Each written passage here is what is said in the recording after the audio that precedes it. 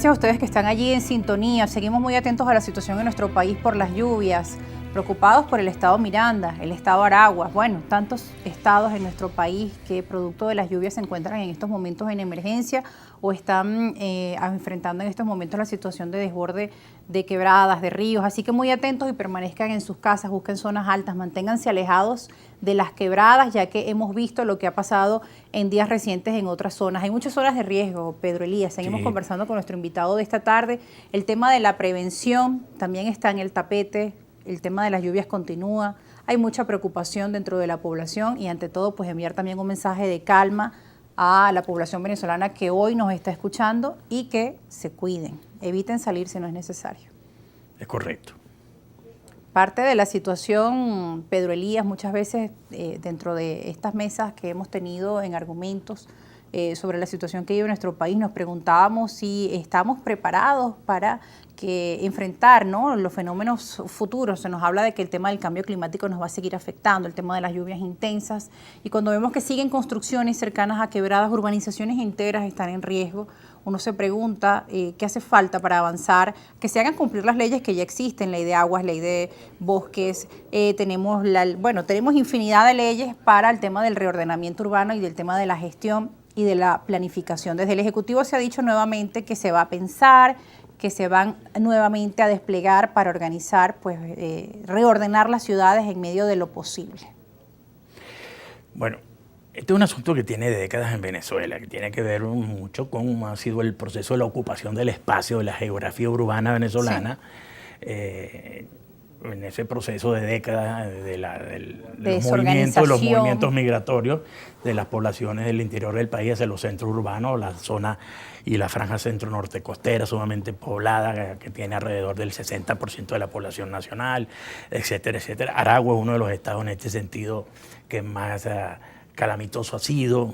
Nosotros venimos de experiencias como la tragedia del Limón en 1987, sí. Recientemente, por supuesto, esto terrible y dramático de la tragedia. Vargas. Ahora, Vargas sí, 99, tan terrible. Hablando de Vargas, en el caso de Aragua ha sido bastante recurrente. En términos generales, ¿qué te puedo decir? Sería llover sobre mojado. Claro. La anarquía, la desorganización de los procesos de ocupación del espacio en las zonas urbanas venezolanas, en sierras, en sitios, en suelos no aptos para cierto tipo de vivienda, con una lluvia más o menos rigurosa, con un volumen de agua que caiga, se socavan los pisos, se socavan los suelos. Bueno, esto tiene que ver con un problema estructural de cómo ha sido la ocupación del espacio urbano en Venezuela.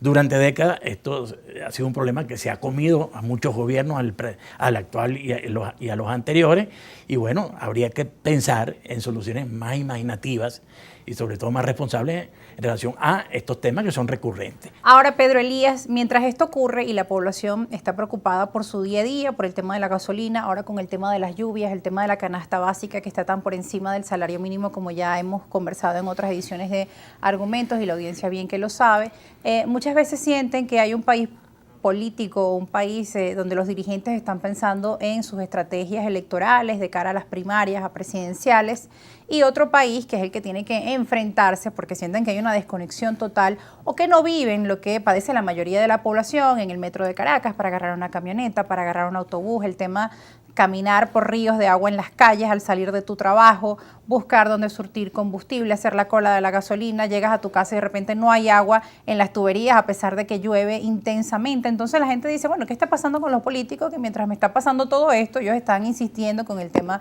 de primarias, con el tema de las elecciones presidenciales, entre otros tantos temas. Bueno, precisamente lo comentaba en el primer segmento.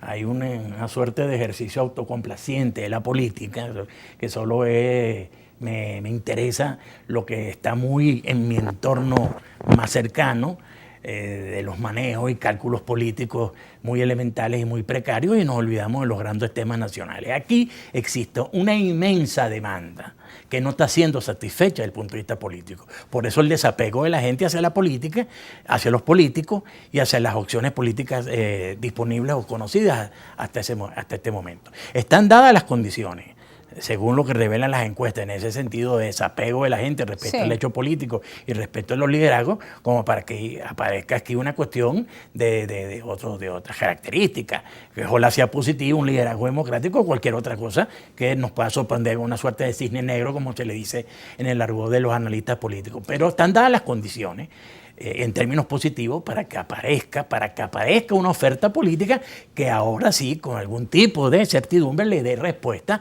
a esa inmensa demanda no satisfecha. Los ciudadanos andan por un lado y los cálculos políticos andan por otro. Eso es gravísimo. Esa falta de sintonía entre lo que tiene que ser el liderazgo y lo que es el grueso de la población crea una suerte de absoluta desconfianza y de desapego por parte de la ciudadanía respecto al sistema democrático. Y eso es sumamente grave. Elías, ya para finalizar, se nos acabó el tiempo, pero el tema del reglamento de las primarias de la oposición, previamente a su juicio, viene con un planteamiento novedoso que puede favorecer a la población venezolana, a la oposición. Ese es un sector de la oposición que está decidiendo cuál va a ser su representante en función de las políticas, en mi opinión, desastrosas y desafortunadas que han tenido en los últimos años. Es como unas primarias de un partido. Eso es como unas primarias de un bloque político.